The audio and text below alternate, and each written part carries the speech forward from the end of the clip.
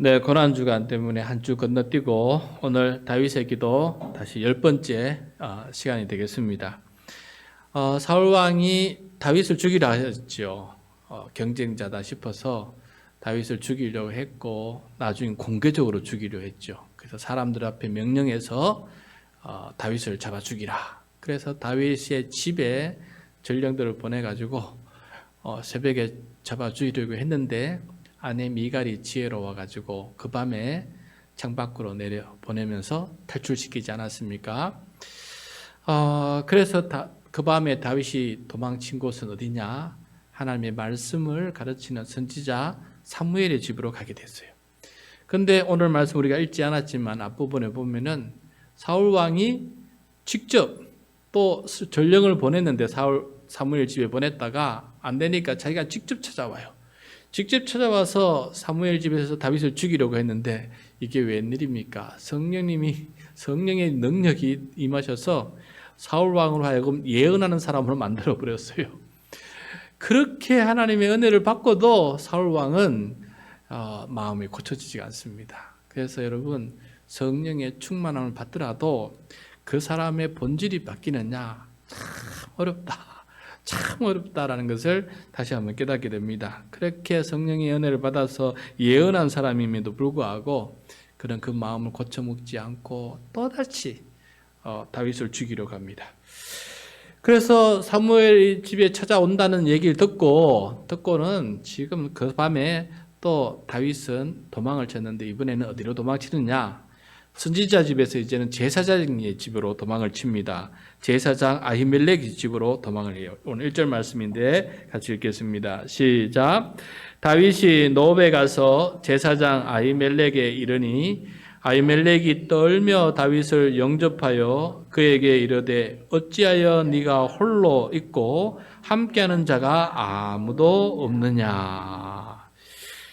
노베에 있던 제사장 아히멜렉을 다윗이 급하게 찾아가자 아히멜렉이 떨면서 다윗을 영접합니다. 왜 떨면서 다윗을 영접했냐 하면은 너무나 유명한 장수가 갑작스레 방문하니까 이게 뭔 일이 있나. 또 평안한 모습이 아니었겠죠. 다윗이 황급한 모습으로 뛰어왔으니 혹시 뭔 일이 있나. 그리고 이렇게 유명한 장수가 왜 주변의 사람들과 함께 안 가고 혼자 이렇게 왔는지 도대체 이해가 되지 않아서 뭔가 불길한 일이 있나 해서 두렵고 떨리는 마음으로 다윗을 영접합니다. 그래서 묻습니다. 도대체 왜 혼자냐? 왜 주변에 아무도 없고 혼자 이렇게 움직이냐라고 이렇게 물으니까 다윗은 이 제사장 아히멜렉에게 이실직고할 수가 없었어요. 이실직고를 하게 되면 아히멜렉이 또 얼마나 긴장하고 또 사울왕 여기까지 찾아올까 싶어서 얼마나 두려워하시겠습니까? 그래서 다윗이 이 제사장의 마음을 편안하게 또 스쳐 지나가기 위해서 다른 말로 이렇게 또 대답을 하는 것을 보게 돼요. 어떤 말로 대답했느냐? 2절입니다. 다윗이 제사장 아히멜렉에 이르되 왕이 내게 일을 명령하고 이러시기를 내가 너를 보내는 것과 내게 명령하는 일은 아무것도 사람에게 알리지 말라 하시기로 내가 나의 소년들을 이러이러한 곳으로 오라고 말하였나이다. 자, 사울 왕이 자기를 잡아 죽이러 쫓아오는데 그런 말은 하지 않고 나에게 특별 임무를 맡겨가지고 내가 급하게 이렇게 오게 되었고 나를 도울 다른 소년들은 뒤에 따라오면서 어디에서 만나기로 했습니다. 그래서 지금 혼자입니다. 라고 이렇게 하면서 제사장의 마음을 좀 편안하게 만들어주는 것을 보게 돼요. 이렇게 제사장의 마음을 안정시킨 후에 다윗은 식량을 구합니다. 식량. 그 유명한 이야기죠. 3절입니다. 시작. 이제 당신의 수중에 무엇이 있나이까? 떡 5덩이나 무엇이나 있는 대로 내 손에 주소서 하니.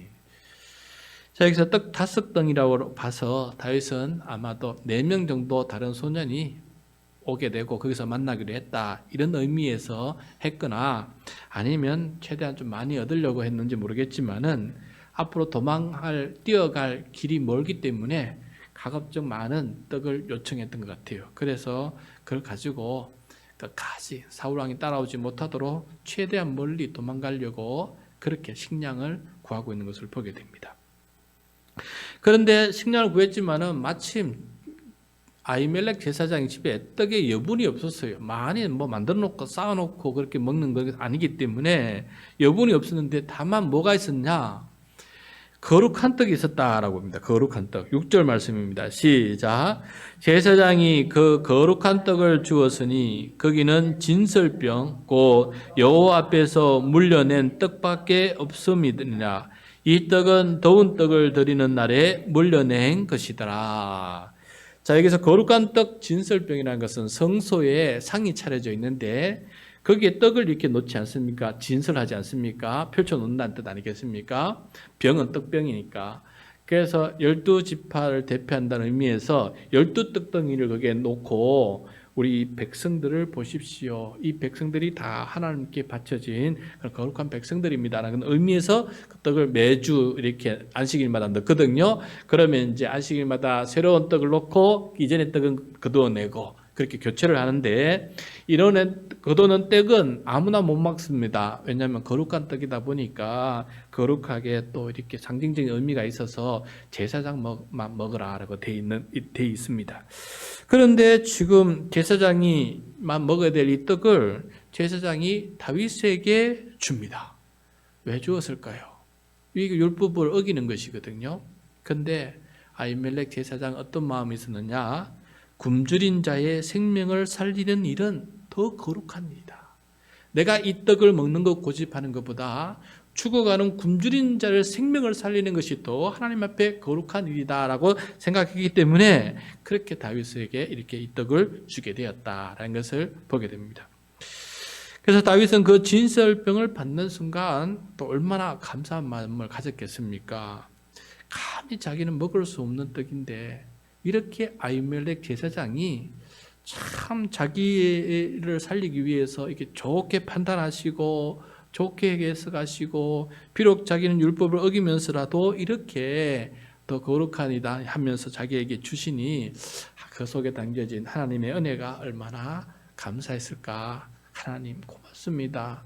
제사장의 마음을 이렇게 판단하게 해주시고 저에게 이 떡을 주셔서 생명 살려주시니 감사합니다 하는 그 마음으로 다윗이 그렇게 받아 먹었을 것입니다. 그 다음에 다윗은 또 식량뿐만 아니라 무기도 구해요. 무기 빈손으로 오다 보니까 손에 아무것도 없습니다. 누가 뛰쳐오면은 싸워야 되지 않겠어요? 그래서 8절입니다. 시작. 다윗이 아히멜렉에게 이르되 여기 당신의 수중에 창이나 칼이 없나이까? 왕의 일이 급함으로 내가 내 칼과 무기를 가지지 못하였나이다 하니. 두 번째 또 다윗이 거짓말을 하는 거죠. 그죠? 거짓말합니다. 그러나 칼이 없는 것은 사실이니까 칼 좀 달라. 양식이 없어서 생명의 위협도 느끼지만은 칼이 없어서 누군가 만날 때 또 살인의 위협이 또 도사리고 있기 때문에 두 가지 위협으로부터 자기를 보호하기 위해서 이렇게 도움을 요청하고 있는 것을 오늘 이렇게 보게 됩니다. 자, 진설병을 주면서 생명을 살리는 일에 도왔던 이 제사장 아히멜렉은 칼까지 제공을 해줍니다. 9절입니다. 시작. 제사장이 이르되 내가 엘라 골짜기에서 죽인 블레셋 사람 골리앗의 칼이 보자기에 쌓여 에봇 뒤에 있으니 내가 그것을 가지려거든 가지라. 여기는 그것밖에 다른 것이 없느니라 하는지라. 다윗이 이르되 그 같은 것이 또 없나니 내게 주소서 하더라. 여러분 참 놀랍지요. 하필이면 그 자리에 거기에 어떻게 자기가 죽인 골리앗 장수, 블레셋 장수 골리앗의 칼이 거기에 보관되어 있는지 참 놀랍지 않습니까? 여러분 이스라엘 백성들은 전쟁에 나가서 승리를 하면 전리품을 가지고 옵니다.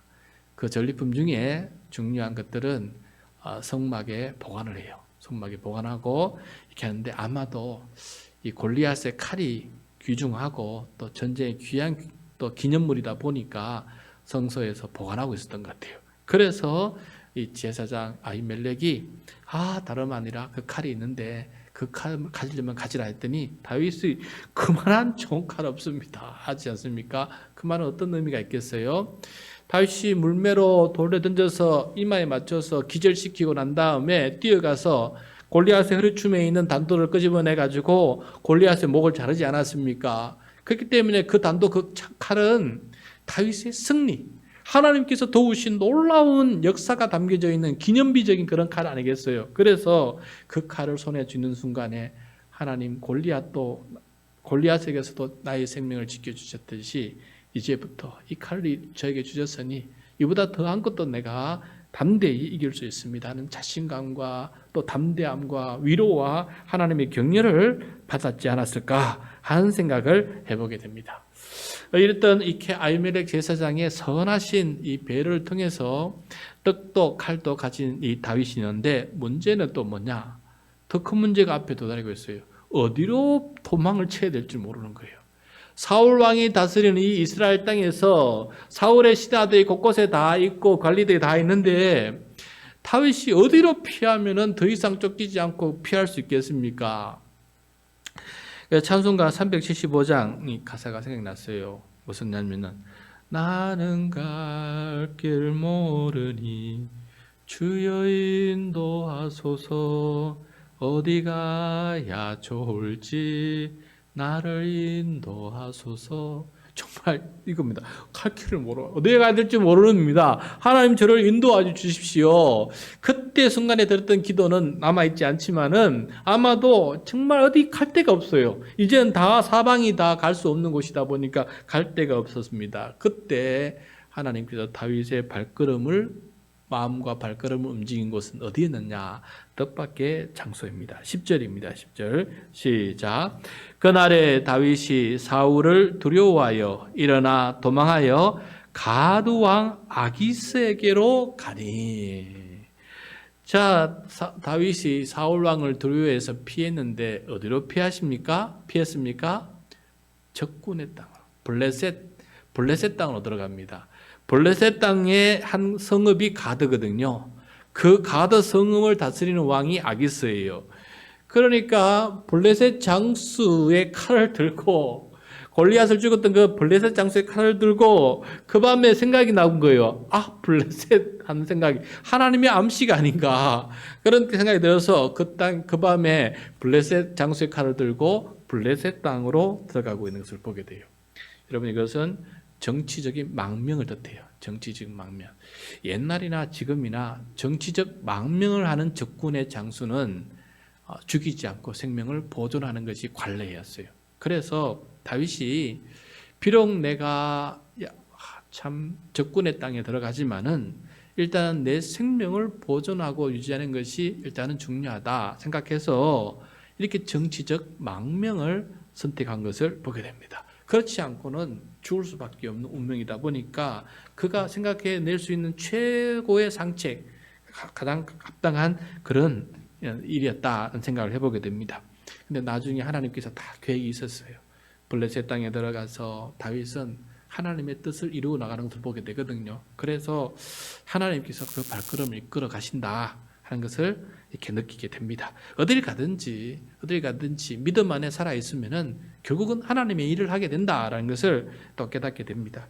자, 이렇게 가드 땅에 들어가니까 사람들이 알아보지요. 다윗을 알아봅니다. 골리앗도 죽이고 최근에 몇 번의 블레셋과의 전투에서 이스라엘이 승리했거든요. 느닷없이 맨날 이렇게 다윗에게 패배를 하니까 다윗 하면 몸서리 치는 거 아니겠어요? 그래서 다윗을 보자마자 잡아들입니다. 잡아들이고 패고 그리고 구타하고 억압하고 이런 일들이 초창기에 벌어지지 않았겠습니까? 그 밤에 그 첫날 밤에 잡혀서 혼날 때에 다윗이 드린 기도가 있다라는 거예요. 다윗이 그 기도를 남겨두었어요. 시편 56편입니다. 시편 56편. 시편 56편 그 제목을 보면 이렇게 돼 있어요. 우리 화면을 보면서 같이 한번 읽겠습니다. 시작. 다윗의 믹담시 인도자를 따라 요낫 엘렘 로후김에 맞춘 노래. 다윗이 가드에서 블레셋인에게 잡힌 때. 딱 요때입니다. 오늘 10절 말씀. 요때 딱 들어가자마자 잡혔을 때 그 밤에 혹은 그 낮인지 모르겠지만은 다윗이 하나님 앞에 기도를 드렸는데 그 기도문이 남아있어서 오늘 우리가 이렇게 읽게 됩니다. 자, 그때 다윗은 어떻게 기도드렸는지 한번 우리 같이 한번 들어봅시다. 다는 못 듣지만 간단하게 먼저 1, 2절입니다. 1, 2절 시작. 하나님이여 내게 은혜를 베푸소서. 사람이 나를 삼키려고 종일 치며 압제하나이다. 내 원수가 종일 나를 삼키려 하며 나를 교만하게 치는 자들이 많사오니. 다윗이 하나님의 은혜를 간구합니다. 왜냐하면 잡히고 나니까 이게 지금 살지 죽을지 모르는 상황이 펼쳐졌어요. 막 삼키려고 종일 치고 압제하고 막 교만하게 치는데, 치는 것도 얼마나 교만하게 치는지 여기서 사람 취급 안 한다는 거 아니겠어요? 개돼지 취급하면서 사람을 때리는 거지요. 이런 일을 당하다 보니까 이 정치적 망명인데, 이 잘못하다 보면 죽을 수도 있는 상황이 벌어진 것 같다는 생각이 드는 거예요. 그래서 하나님, 저에게 은혜를 베풀어 주십시오. 심한 박해와 이 순환 속에서 죽을 것 같습니다 하는 그런 기도 아니겠습니까? 그렇게 기도하지만 다윗이 그 두려움을 떨쳐버리는 일이 벌어요. 기도하면서 그 두려움을 떨쳐버리게 돼요. 4절입니다. 4절. 시작. 내가 하나님을 의지하고 그 말씀을 찬송하올지라. 내가 하나님을 의지하였은즉 두려워하지 아니하리니 혈육을 가진 사람이 내게 어찌하리까. 자, 여기서 혈육을 가진 사람, 바로 블레셋 사람들, 이게 엄청나게 때리는 사람들 아니겠어요? 치는 사람 아니겠습니까? 내게 어찌하리까 하는 말은 내 목숨 어떻게 저들이 손볼 수 있겠습니까? 아닙니다. 왜냐하면은 내가 하나님을 의지하면서 하나님의 말씀을 내가 찬송하기 때문에 그렇습니다. 하나님의 말씀이 여기서 무엇입니까? 선지자 사무엘 등에서 기름 부으면서 네가 앞으로 이스라엘의 왕이 될 것이다 하는 약속의 말씀 아니겠어요?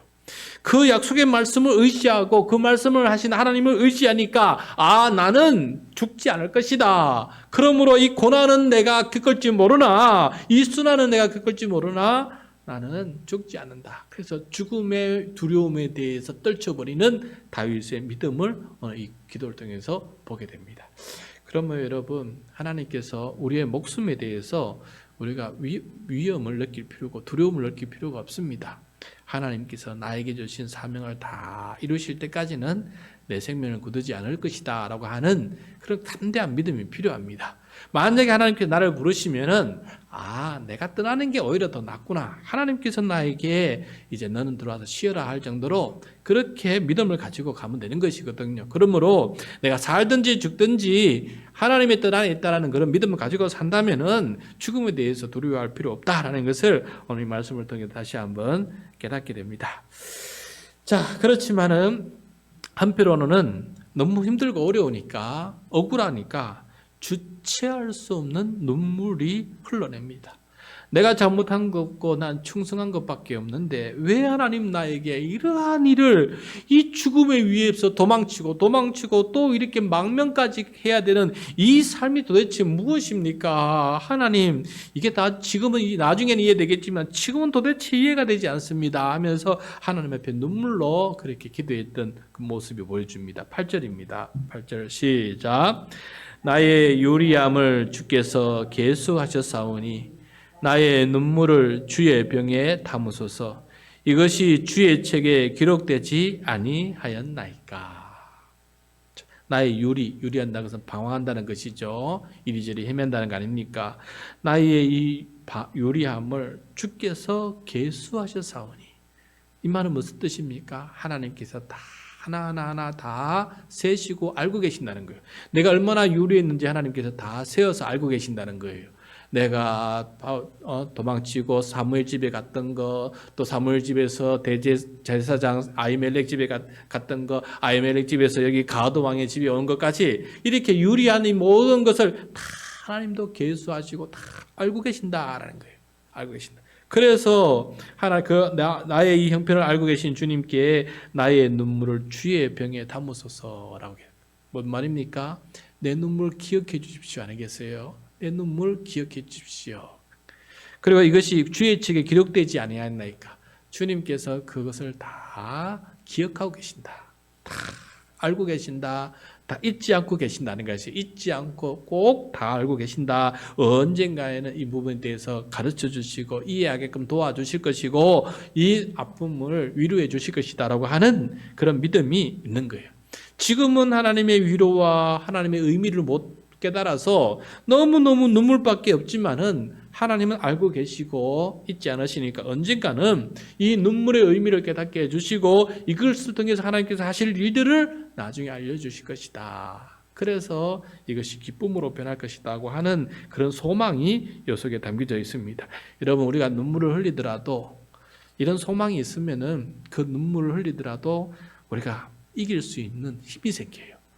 눈물을 흘리고 절망 속에 빠지는 사람이 있는가 하면 눈물을 흘리면서 오히려 소망을 품고 다시 일어설 수 있는 사람도 있는 것이거든요. 그 사람에게는 어떤 차이가 있느냐? 이 눈물에 의미가 있고 하나님께서 반드시 하실 일이 있다라는 사실을 깨달을 때 그 사람은 나중에 하나님께서 가르쳐 주실 것을 생각하면서 그 눈물을 참고 이겨나가는 거 아니겠습니까? 자, 그래서 다윗은 비록 눈물 가득한 이 방황 요리를 겪음에도 불구하고 이런 믿음이 있어서 그런지 그런 실족하지 않습니다. 실족하지. 마지막 13절입니다. 13절 시작. 주께서 내 생명을 사망에서 건지셨습니다. 주께서 나로 하나님 앞 생명의 빛에 다니게 하시려고 실족하지 아니하게 하지 아니하셨나이까. 자, 어떤 지금 생명을 사망에서 건지셨다. 얻어맞아서 힘들긴 하지만은 하나님께서 내 생명을 사망에서 건지셨다. 약속의 말씀을 의지해서 건지시고 계시다라는 사실이 확신이 떠오르는 거예요. 그러다 보니까 이런 믿음을 가지다 보니까 주께서 다윗을 실족치 않게 만드십니다. 왜? 다윗은 하나님 앞에서 또 죽음의 빛이 아니라 생명의 빛 안에서 살아갈 수 있도록 그렇게 다닐 수 있도록 그렇게 만들어 주시니까 실족하지 않는 거예요. 여러분, 우리가 힘들고 어려운 상황 속에 어둠 속에 그늘지라도 내가 하나님 앞에 있다. 생명의 빛이 나를 인도한다라고 마음을 가지고 그 믿음이 있는 사람은 실족하지 않는다라는 것을 오늘 우리에게 가르쳐주고 있습니다. 여러분, 우리 어떤 상황에 놓이든지 실족하지 않기를 바랍니다. 힘들고 어려운 일이 눈에 보이면은 억울함도 있고 또 손해를 보면 또 아쉬움도 있고 왜 나에게 이랬습니까? 라고 이렇게 여러 가지 잡다한 생각에 잡히다 보면은 우울해지고 또 절망에 빠지고 억울해지고 화가 나고 분노가 나고 그렇게 돼요. 그런데 그런 부분을 잠시 내려놓고 다시 생각하는, 기도하는 겁니다. 오늘 다윗처럼 하나님께서 나에게 내 눈물을 아시고 그리고 내 약속의 말씀을 지켜서 나를 인도하시기 때문에 내가 하나님 앞에서 살아갑니다. 그러므로 나는 실족하지 않고 하나님이 나를 보시기 때문에 내가 더욱더 하나님 앞에서 살아가겠습니다. 절망 앞에서 살아가지 않고 사람의 앞에서 살아가지 않고 환경 앞에서 살아가지 않고 내가 그래도 하나님 앞에서 살아갑니다. 그런 믿음 생기면은 실족하지 않을 힘이 생긴다라는 것입니다. 우리가 여러 가지 실족할 일이 쌓여 있거든요. 매일매일 실족할 것들이 한두 가지가 아닙니다. 눈만 돌리면 이것도 실망이고 저것도 실망이고 왜일까? 늘 우리가 달고 다니는 게 실족이고 실망이고 불평이고 불만이 끊이지 않는 게 우리 인생사 아니겠습니까? 자동적으로 그것이 그냥 내가 원치 않아도 다가오는 것이 그런 것들 아니겠어요? 근데 그때마다 실족하지 않는 마음을 유지하는 것 참 중요하다는 생각이 들어요. 그래서 믿음의 사람으로서 실족하지 않는 그런 삶을 살아갈 수 있는 우리 모두가 될 수 있기를 간절히 소원합니다.